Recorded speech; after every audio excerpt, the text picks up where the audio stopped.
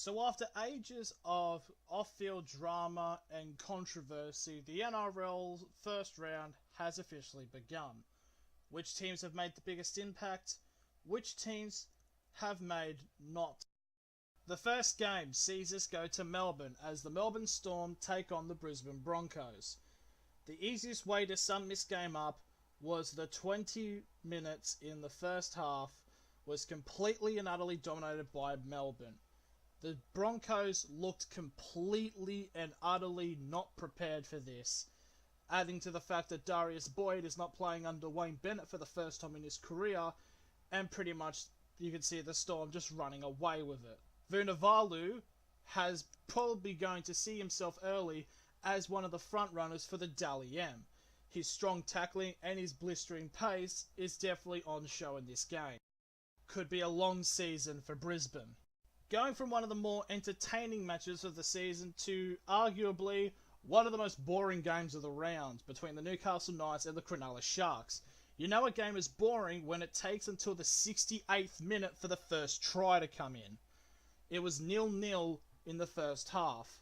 But then when the Knights scored a try, they thought, oh, this may be hopefully a blitzkrieging finish. But then Cronulla got a penalty try from arguably one of the more controversial decisions of when Edric Lee pulled down a player which in realistically would have never gotten to the ball, but the referee says that he definitely would have. So then it was a penalty try. But then the referee said that it was a professional foul, but it was never brought up. Bearing in mind in NRL, if there is a professional foul, the person who committed the professional foul should be sin-binned, meaning that Edric Lee should have been sin-binned for the rest of the match. However, this decision of whether or not to sin-bin the player would come to later bite in the arse of Cronulla when Edric Lee stole the ball from the 20-metre line and sprinted for 80 metres with 5 minutes to go to score the winning try for the Knights. It's been 2 games, and we're already having refereeing controversy. The NRL's back, baby. It's back. This game really showed about how strong and durable the New Zealand Warriors team is. Obviously, there was a lot of off-field drama in New Zealand because of the events that happened on Friday in Christchurch. But this really shows the spirit and the heart of the New Zealand team, as being the first big gathering of its kind in New Zealand since the event. They all came out with the one goal, and they absolutely destroyed the Canterbury Bulldogs. 40 points to 6. By half-time, the game was already over. This extra motivation could be the sense of bringing the Warriors potentially into a top 4 spot. It is the first round, however, but it is very fulfilling and rewarding on seeing after these terrible events that happened in New Zealand, the people have risen up and united, and it showed from the motivation of the team of the New Zealand Warriors. Now, returning back over to very, very wet New South Wales, we see the West Tigers play against the Manly Warringah Sea Eagles. The Sea Eagles obviously last year came second last, and they don't want to repeat that. So what they did in this game was play roughly exactly as how they did last season, being the piece of mediocrity that they have always been in the last couple of seasons. Basically, this game, there was just nothing going for any team. The amount of drop balls that happened was ridiculous. It was like Ben Hunt was on both teams, and he was every single player. But with this, the Tigers somehow edged through in a very sloppy environment at Leichhardt Oval. Now to North Queensland, where the North Queensland Cowboys host the St George Illawarra Dragons in the club's first game without the guidance of Jonathan Thurston.